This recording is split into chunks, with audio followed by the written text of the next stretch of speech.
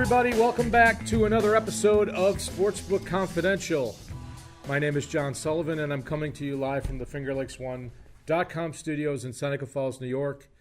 And this little show here is to help you learn and grow as a sports bettor. So we got an interesting show today. College basketball is over, thank goodness for me, because I didn't do very well with that.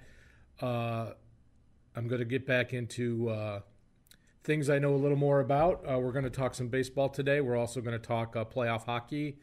And we have a very interesting sportsbook lesson. We're going to talk about sports betting mindset and why you might, how you may want to consider celebrating your losses. So before we get into that lesson, let us start with updating my bankroll. And as you can see, we had another downward week, which does not make me very happy, but we were trying to be more selective, and college basketball really, gave me a whooping. I just my feeling on college football and college basketball is, there's 150 Division I BCS college football teams, and then there's 350 Division I college basketball teams, and to accurately handicap that wide swath of teams is very difficult for me.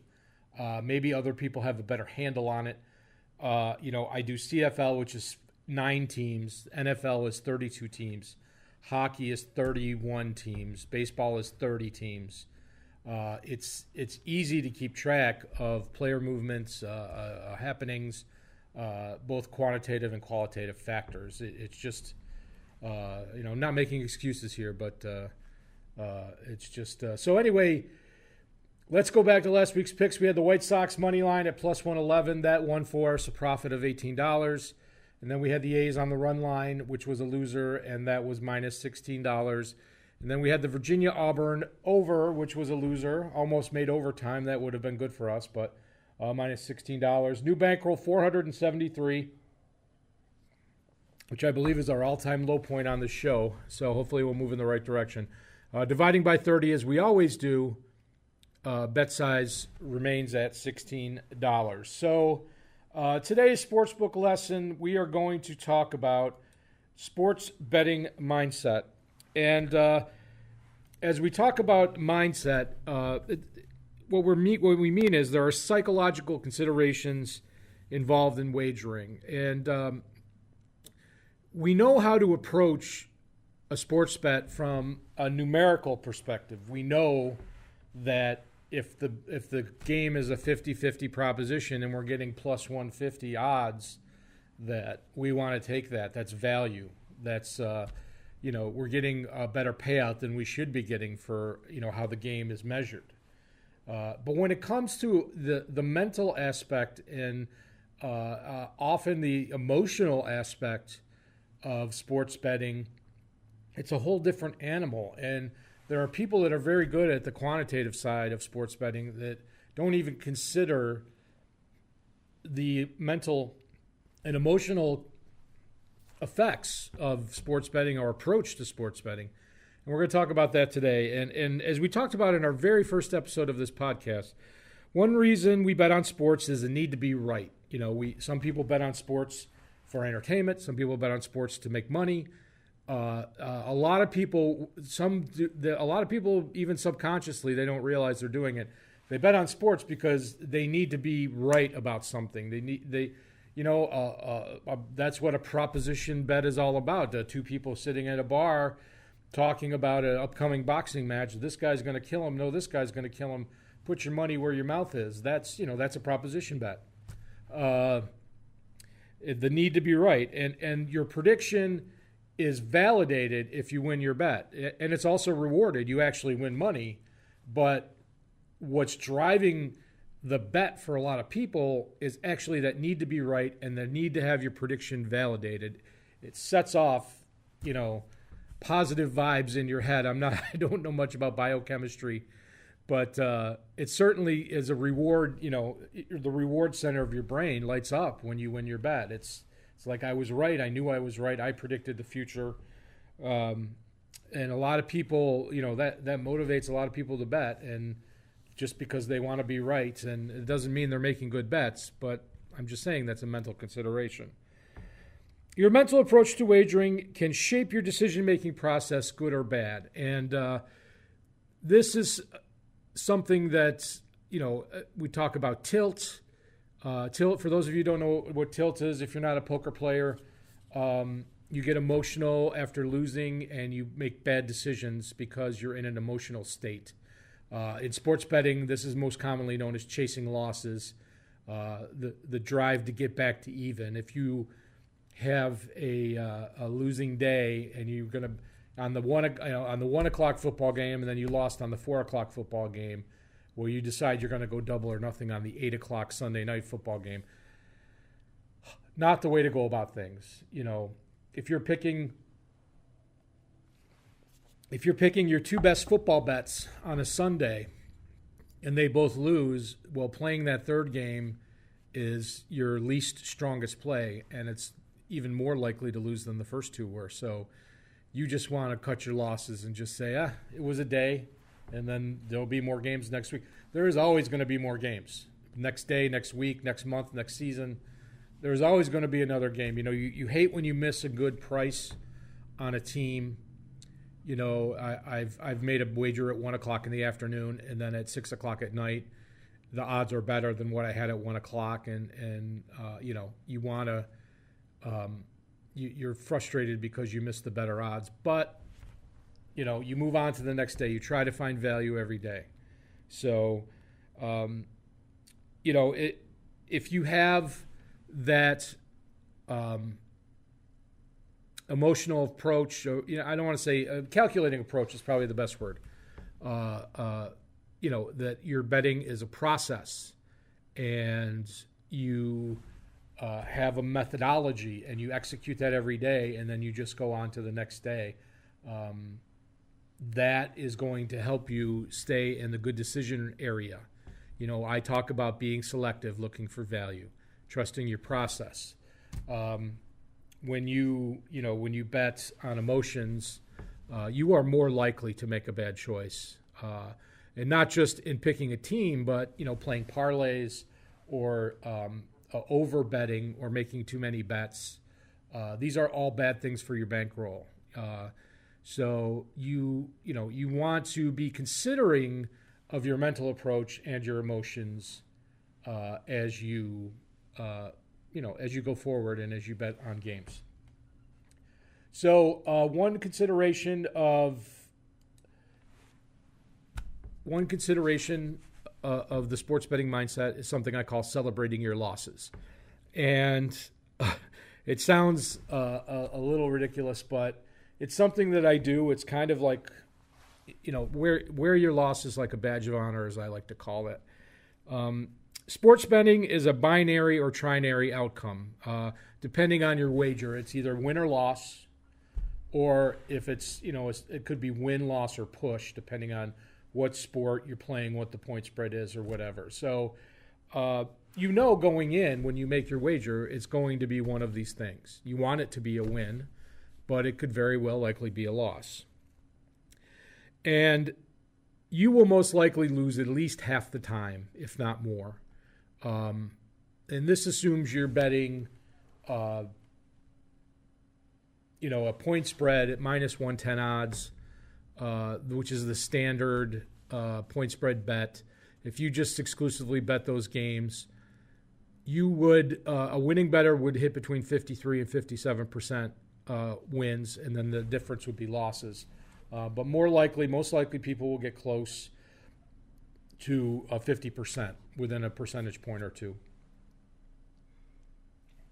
And if you're a value bettor, which I'm trying to encourage you to become a value bettor, then you will lose more than 50% of your wagers easily. So you're going to be losing more than you're going to be winning, even though you may end up with profit. So a good example of this is NHL. I always look for a good value, which is almost always plus money bets. Betting a team at plus 130, plus 150. And my goal for the season in NHL is to hit over 40%. If I can hit over 40% of my wagers, I usually finish in the black. And you don't even think about hitting 50%. Hitting 50% in NHL for me would be making incredible gains in 1 year. So, again, it goes back to mindset. You have to prepare yourself that you're going to be losing at least 50% of the time, or even more if you're picking long shots. You know, if you're betting NASCAR and you're picking a driver to win the race every week, and the odds are usually like, 10 to 1, 15 to 1, 25 to 1, if the odds are 25 to 1, if you lose, 23 times and then you hit at, the 24th time, you come out ahead on your wagers, and it's a grind, but the losses, the psychological battle of dealing with the losses is what drives most people crazy. They get sick of it, they get frustrated, they quit, or they try to bet bigger. It's just the bankroll is just a way of keeping score. That eventually you get to that point, which is why I encourage people to bet with small starting bankrolls, as opposed to I know a lot of professional bettors that say don't even bet unless you have a $100,000 bankroll. It's most of us are never going to get to that point. But if you're going to make mistakes, you'd rather be making them over $10 bets than $1,500 bets or even $300 bets or whatever. So I feel like, you learn by doing. So own your losses as much as your wins, because you put equal time into making both picks. And this is exactly, it helps you with the process. If you get a win on a play, take a moment to celebrate it.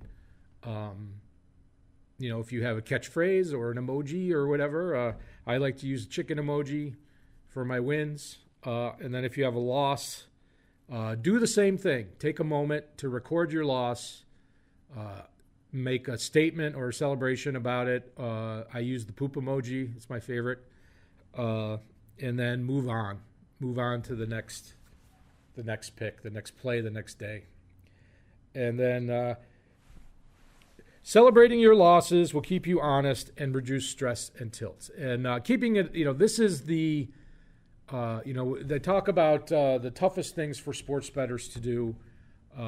Accurate record keeping is one. Accurately recording your wins and losses at the actual amounts and odds that you bet them.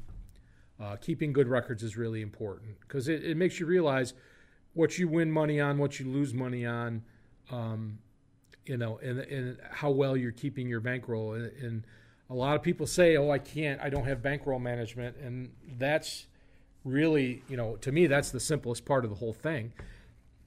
I don't care whether you're betting $3 a game or $3,000 a game. It's, it's really setting the rules and keeping the rules, static until you can, afford to change them. I like being selective, and if I get good enough as a bettor to, to jump my bankroll up to where the limits are for a game, then you talk about betting an extra game a day maybe, or betting a total, or, but you got to get there first. So you got to set your rules, set your process, and stick to it. And, celebrate if you have a bad loss, a team blows a lead in the ninth inning. That happened to me 3 games in a row last week. You take the moment and you either laugh about it, cry about it, mark it with a poop, and you move on to the next game. And it'll reduce your stress, and it'll reduce your tilt, and that'll keep you from over betting, keep you from chasing losses, keep you from getting away from being selective and being a smart sports bettor. Emotions can take our smart away from us. So that's it for the Sportsbook lesson today. I hope that you all got something out of that, and let's move on to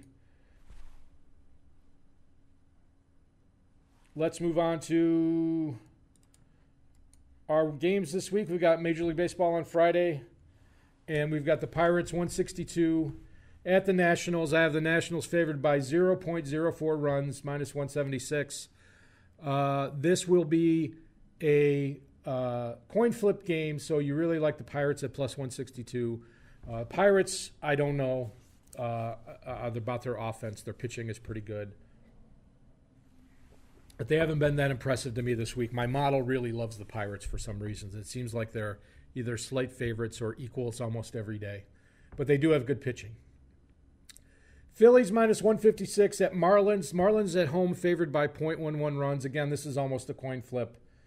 Plus 143. So a value better would definitely consider taking the Marlins here. You're getting the home favorite, slight favorite at plus 145. So 143, excuse me. So we'll see if that makes the cut. Then we have the Mets at the Braves. 0.16 favorite for the Braves, minus 106, minus 102. It's about a coin flip game. The odds are making it a coin flip game that you just pass on that one and move on to the next one. Padres minus 115 at Diamondbacks, 0.65 plus 107. So there you go. You got a home favorite. Diamondbacks favored by 2/3 of a run. That's a pretty heavy favorite at plus money. A good value. Is it the best value? Is it the one we're going to make? We'll see. Brewers plus 131, 0.23 runs favored over the Dodgers. Brewers on the road, getting that plus money as a favorite on the road. So we'll see. The Dodgers have been just amazing offensively. Both of those teams are very good offensive teams. We'll see how that goes. The Rockies plus 128 at the Giants. Giants favored by about 1/3 of a run there, minus 138. That's pretty much a pass. That's appropriately lined. And then you have the White Sox plus 192 at the Yankees. Yankees favored by 1.31 runs, minus 210. So obviously the Yankees are favored here heavily. And the question is, do you think minus 210 is good value for betting on the Yankees? And to me, the answer is no. So we will move on to the next set of games Friday. We have the Rays favored by a run, 1.08 runs, minus 139 at the Blue Jays, plus 128. The Rays are the darling of all the quants. I noticed the people on Twitter that do models. They all like the Rays all the time. They are a good team, and you would want to consider taking them at the minus 1.5 on this on that amount of. If my model has them favored by over a full run, I consider taking them on the run line, which is minus 1.5 runs. That's not the best value on the board today, but that would make the cut for consideration. You have the Orioles plus 221 at the Red Sox, 2.29 run favorite, minus 242. Once again, do you think that is good enough odds to bet? If Ohio State was playing Indiana and they were minus 242 on the money line in college football, I would probably take them because I knew it would be easy money. But I look for value. That is some value, but I think a unit that I'm going to wager will be better spent somewhere else.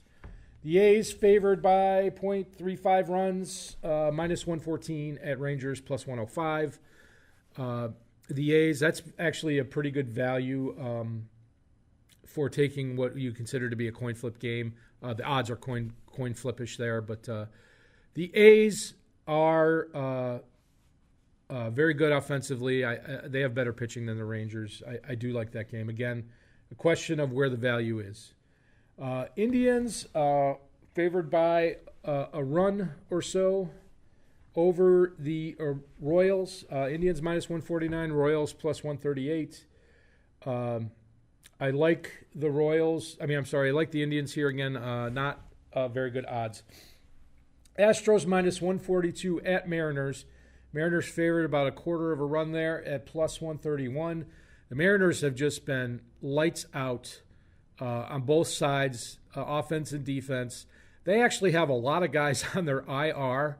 And if they get all those guys back, they're just going to get better. And I really like the Mariners. If you can get a good futures odd on them to win the AL or a World Series, future. If you can get a good odds on the Mariners, you can hedge it if they do make the World Series. Definitely like the Mariners tonight. The Astros have been, and Bregman may be hurt, so they're given a really public number on the Astros there, so I like the Mariners. And then the Angels, this is actually the only day game. The Angels plus 145 at the Cubs. Cubs favored by about a half a run, minus 157. That's pretty appropriately lined, and I would not wager on that game. So there you have the Friday in Major League Baseball, and we have a couple of NHL games to look at. So we've got the Friday playoff games, and we've got the Blue Jackets plus 22 at the Lightning, minus 250. And the Blue Jackets were down 3-0 in Game 1 and came back and won 4-3. You think the Lightning are going to be... I think they took that game a little lightly. These teams, the Stanley Cup is so hard to win. You have to win 4 7-game series. It's a grind. Injuries are always a factor. Teams play hurt, and they don't, you don't know the injuries until after the series is over. But there's a lot of balance, and I think Tampa Bay comes back and wins that one. Penguins minus 118 at Islanders plus 107. The game's in Nassau Coliseum. Islanders won Game 1 in overtime. I like Pittsburgh as a sneaky Stanley Cup pick that you can get good odds if you want to bet the futures on them. They're healthy for the first time this year, assuming they didn't have any major injuries in this last game. If you like the Penguins in this game, you want to take the minus 1.5. I feel like it's worth risking the 1.5 because empty net goals are much more likely in the playoffs. And then if you like the Islanders, you would just take the money line plus 107. Both teams are very good. That's a very tough first-round matchup for each of them. You've got the Blues plus 109 at the Jets, minus 120. I kind of like the Blues to stick it to the Jets in this series, but I feel like the Jets are really going to come out here and make a statement. We'll see what they have in the tank. If they don't come out and really, go physical on the Blues, I feel like the series is over. And then Vegas at the Sharks. I have futures bets on Vegas to win the Western Conference and the Stanley Cup. I got last week. I got the Vegas 12-1 to win the Stanley Cup. I had them 7-1 to win the Western Conference. At the trade deadline, Vegas was 17-1 to win the Cup. They are, I think, the best team in the West. Fleury is amazing. The score last game is not indicative of how he played. It could have been 8 or 9 goals they would have given up if he didn't play as well as he played. Vegas, the skaters played poorly in that game. They're better than that. Their pickups at the deadline were huge. It's going to carry them through, I think. This is going to be a grinder of a series. The series could go either way. I feel like that Vegas actually has, an easier road to hoe after this series. But I think they're going to come out and play their best hockey tonight. I already have this game at plus 120. I would take it at plus 115. And we also have the lines just up for Saturday, and we'll take a look at those real quick. Hurricanes plus 140 at Capitals minus 155. The Capitals are the other Eastern team that I would consider taking a futures bet on. They were 12-13-1 last time I looked. Everybody thought that the Hurricanes are going to run them in this series because they're so skilled. Hurricanes I do not think they have good playoff goaltending, and I do not think they have a physical play. That's one of the things that's missing. They need, a power forward and a physical pair of D, and then they would be a serious cup contender. The Stars at the Predators. The Stars got that first win. Ben Bishop is an excellent goalie. It's going to be tough for the Stars to maintain that level of play. Some of their forwards are really up there in age. It's going to be a grind for them. I like the Predators here. Maple Leafs at Bruins. Maple Leafs won that opening game 4-1, I believe. You look for the Bruins to come back and make a statement here. I like the Bruins. If you like the Maple Leafs, you would take the money line. If you like the Bruins, I think you would take the puck line here. And then the Avalanche at the Flames. It's really hard to predict Mike Smith started in goal for the Flames, and I do not think he's a very good goaltender, and I think that really hurts their chances of winning a Stanley Cup. He is above average goaltender, and he's been a good playoff goaltender, but he is 37 years old, and he would have to have a renaissance performance to carry them all the way. I think the Avalanche will win a couple of games in this series, but they looked pretty bad, although they did get some key players back just recently. The problem is they haven't meshed and played together, and there's chemistry issues there. So those are the Saturday games. And then finally, I'm going to give you my picks here. And we have the Mariners money line at home against the Astros plus 131. We have the Brew Crew at Dodger Stadium at plus 133. And then on Friday night, we have the Vegas Golden Knights money line plus 115. And then on Saturday in the NHL, we have the Bruins minus 1.5, plus 140. I'm sorry, plus 186. I expect Tuukka to have a better performance in that game. So that's going to do it for us. Thanks for tuning in and listening to my crazy ramblings about sports betting mindset. I hope that was helpful for you. Something to think about. I try to give you something every show that you can take away and use as you go forward in your sports betting careers or activities or whatever. So we'll have another show for you next week. And thanks for tuning in. I'm going to play the outro music for you now. And let's go get some winners. Take care, everybody.